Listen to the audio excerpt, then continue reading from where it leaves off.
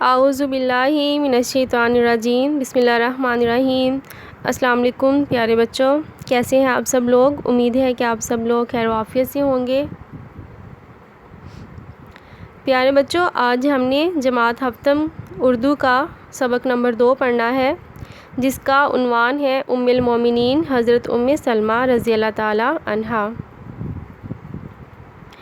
بچوں، اپنی اردو کی بکس اوپن کریں اور سبق نمبر 2 نکالیں، ام المومنین حضرت ام سلمہ۔ سبق نمبر 2 نکالیں اور میرے ساتھ آپ اس کی ریڈنگ کریں، اس کی پڑھائی کریں گے آپ لوگ میرے ساتھ ساتھ، ٹھیک ہے؟ تو بچوں، ازواج مطہرات جو ہیں وہ رسول اکرم صلی اللہ علیہ وآلہ وسلم کی پاک بیویوں کو کہا جاتا ہے۔ آپ کی ازواج مطہرات تمام امت کی مائیں کہلاتی ہیں، اس لیے انہیں ام المومنین بھی کہا جاتا ہے۔ یقیناً آپ ان ازواج مطہرات میں سے کچھ کے بارے میں جانتے ہوں گے۔ آج ہم نبی اکرم صلی اللہ علیہ وآلہ وسلم کی زوجہ محترمہ اور تمام مومنوں کی ماں حضرت ام سلمہ رضی اللہ تعالیٰ عنہ کے بارے میں پڑھیں گے۔ آپ سب لوگ بھی میرے ساتھ اس سبق کی ریڈنگ کیجئے۔ ام المومنین حضرت ام سلمہ رضی اللہ تعالیٰ عنہ کا تعلق قریش کے قبیلے بنی مخزوم سے تھا۔ آپ کا اصل نام ہند تھا، جبکہ کنیت ام سلمہ ہے۔ آپ اپنے اصل نام کی بجائے اپنی کنیت سے زیادہ مشہور ہیں۔ آپ کا پہلا نکاح عبداللہ بن عبد الاسد سے ہوا، جو ابو سلمہ رضی اللہ تعالیٰ عنہ کے نام سے زیادہ مشہور ہوئے۔ حضرت ام سلمہ رضی اللہ تعالیٰ عنہ ابتدا ہی میں اپنے شوہر کے ساتھ اسلام لے آئی تھیں۔ اسلام لانے کے بعد دونوں میاں بیوی نے حبشہ کی دونوں ہجرتوں میں شرکت کی۔ ان کے خاوند غزوہ احد میں بھی شریک ہوئے۔ میدان جنگ میں ان کا بازو زخمی ہو گیا، زخم بھر نہ سکا اور آپ رضی اللہ تعالیٰ عنہ انتقال فرما گئے۔ حضرت ام سلمہ رضی اللہ تعالیٰ عنہ شوہر کی وفات پر نہایت غمزدہ تھیں۔ حضور اکرم صلی اللہ علیہ وآلہ وسلم نے آپ کو صبر کی تاکید فرمائی اور حضرت ابو سلمہ رضی اللہ تعالیٰ عنہ کی نماز جنازہ پڑھائی۔ عدت کے بعد سیدنا حضرت ابو بکر صدیق رضی اللہ تعالیٰ عنہ نے نکاح کا پیغام بھیجا، لیکن آپ نے انکار کر دیا۔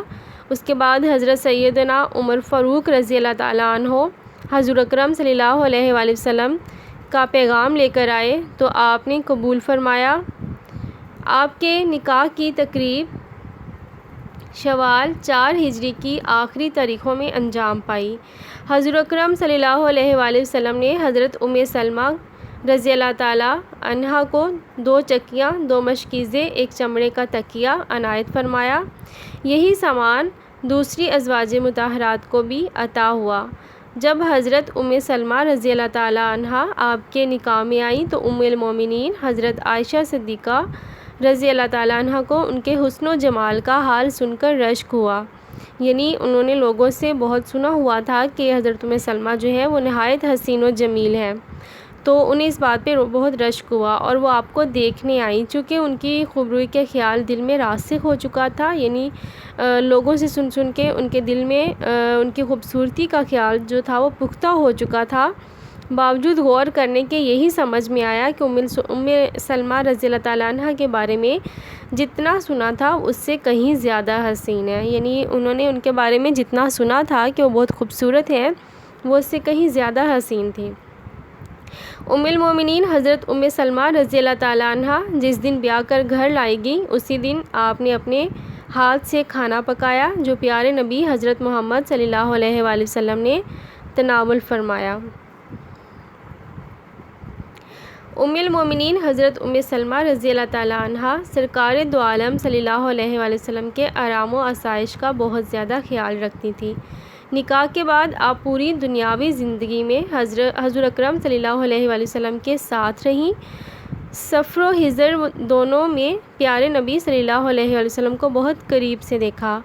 سن 5 ہجری میں آیت حجاب نازل ہوئی۔ اس سے قبل ازواج مطہرات رشتہ داروں کے سامنے آ جایا کرتی تھیں، یعنی 5 ہجری میں مکمل طور پر پردے کا حکم آیا اللہ تعالیٰ کی طرف سے۔ اس سے پہلے جو تھا ازواج مطہرات جو تھیں وہ دوسرے لوگوں کے سامنے آ جایا کرتی تھیں۔ اب خاص اعزاء و اقربا یعنی اپنے جو عزیز قریبی رشتہ دار ہیں ان کے سوا ہر ایک سے پردے کا حکم دیا گیا۔ امام احمد بن حنبل سے روایت ہے کہ سیدنا عبداللہ ابن مکتوم رضی اللہ تعالیٰ عنہ ایک معزز صحابی اور مسجد نبوی کے مؤذن تھے۔ وہ نابینا تھے یعنی وہ دیکھ نہیں سکتے تھے، اندھے تھے، اس لیے ازواج مطہرات کے حجروں میں آ جاتے تھے۔ حجرہ جو ہے اس کو کوٹھری کہتے ہیں، کمرے کی طرح وہ ہوتا ہے حجرہ، خلوت گاہیں یعنی کمرہ ایک بنا ہوتا ہے مکان، اس کو کہتے ہیں حجرہ۔ اس آیت کے نزول کے بعد ایک روز حضرت عبداللہ ابن مکتوم جب آئے تو حضور اکرم صلی اللہ علیہ وآلہ وسلم نے فرمایا ان سے پردہ کرو۔ آپ رضی اللہ تعالیٰ عنہ نے ارشاد فرمایا یہ تو نابینا ہیں یعنی یہ تو دیکھ نہیں سکتے، تو آپ صلی اللہ علیہ وسلم نے فرمایا تم تو بینا ہو یعنی تم تو دیکھ سکتی ہو۔ اس قدر پردے کا سختی سے حکم دیا گیا کہ ضروری نہیں ہے کہ صرف مرد کا ہی پردہ ہو یا اس سے عورت پردہ کرے، عورتوں کا بھی پردہ ہوتا ہے، اپنی آنکھ کا بھی پردہ کریں، ٹھیک ہے، نامحرم کو دیکھنے سے بھی پردہ ہے۔ تو اس طرح انہوں نے آپ صلی اللہ علیہ وسلم نے ان کو فرمایا کہ اگر وہ نابینا ہے، دیکھ نہیں سکتے، تو تم تو دیکھ سکتی ہو نا، تو تم اس سے پردہ کرو۔ تو بچوں ہم نے یہ جو ہے ام المومنین حضرت ام سلمہ رضی اللہ تعالیٰ عنہ کا جو ہے صفحہ نمبر 6-7 ہم نے آج پڑھا ہے، اور اس کے بعد ہم اس کا جماعت کا کام کریں گے۔ آپ اپنی نوٹ بکس اوپن کیجئے، اپنی اردو کی نوٹ بکس اوپن کریں، مارجن لائن ڈرا کریں، لازمی خصوصی طور پر اس بات کا دھیان رکھیں، مارجن لائن ڈرا کرنی ہے۔ آپ نے ڈے لکھنا ہے، آج کا دن سوموار ہے، اور ڈیٹ لکھنی ہے 14 ستمبر ہے 2020، اور جماعت کا کام اوپر مینشن کریں گے، صفحہ نمبر بھی آپ لکھیں گے، اور سوال نمبر 1 جو ہے سبق کا پہلا سوال ام المومنین حضرت ام سلمہ کس طرح نبی اکرم صلی اللہ علیہ وآلہ وسلم کے نکاح میں آئیں؟ اس کا جواب ہے آپ کا پہلا نکاح حضرت عبداللہ بن عبد الاسد سے ہوا جو میدان جنگ میں انتقال فرما گئے۔ عدت کے بعد حضرت سیدنا عمر فاروق رضی اللہ تعالیٰ عنہ حضور اکرم صلی اللہ علیہ وسلم کا پیغام لے کر آئے تو آپ نے قبول فرمایا۔ اس طرح ام المومنین حضرت ام سلمہ نبی اکرم صلی اللہ علیہ وسلم کے نکاح میں آ گئی۔ تو پیارے بچوں یہ ایک سوال جو ہے یہ آپ نے ابھی جماعت کے کام میں لکھنا ہے، ٹھیک ہے، یہ آپ کا کلاس ورک ہے، جماعت کے کام میں آپ نے یہ ایک سوال لکھنا ہے۔ جماعت کا کام لکھنے کے بعد آپ کا اگلا جو ہے ہوم ورک ہے گھر کا کام۔ گھر کے کام میں آپ نے اسی طرح مارجن لائن ڈرا کرنی ہے، ڈیٹ اینڈ ڈے مینشن کرنا ہے، اور آپ نے اگلے 2 سوال جو ہیں سوال نمبر 1 کے بعد سوال نمبر 2 اور سوال نمبر 3 جو ہے یہ آپ نے گھر کے کام میں لکھنا ہے۔ سوال نمبر 2 ہے آپ کا نبی کریم صلی اللہ علیہ وآلہ وسلم نے ام سلمہ کو کیا سامان عطا فرمایا؟ اس کا جواب ہے نبی کریم صلی اللہ علیہ وآلہ وسلم نے حضرت ام سلمہ کو 2 چکیاں، 2 مشکیزیں، 1 چمڑے کا تکیہ عنایت فرمایا، اور اس سے ہمیں سادگی کا بھی درس ملتا ہے۔ سوال نمبر 3 ہے حضرت عائشہ صدیقہ رضی اللہ تعالیٰ عنہ حضرت ام سلمہ کو کیوں دیکھنے آئیں اور دیکھنے کے بعد آپ کا کیا خیال تھا؟ حضرت عائشہ کو ان کے حسن و جمال کا حال سن کر رشک ہوا اور آپ رضی اللہ تعالیٰ عنہ کو دیکھنے آئیں۔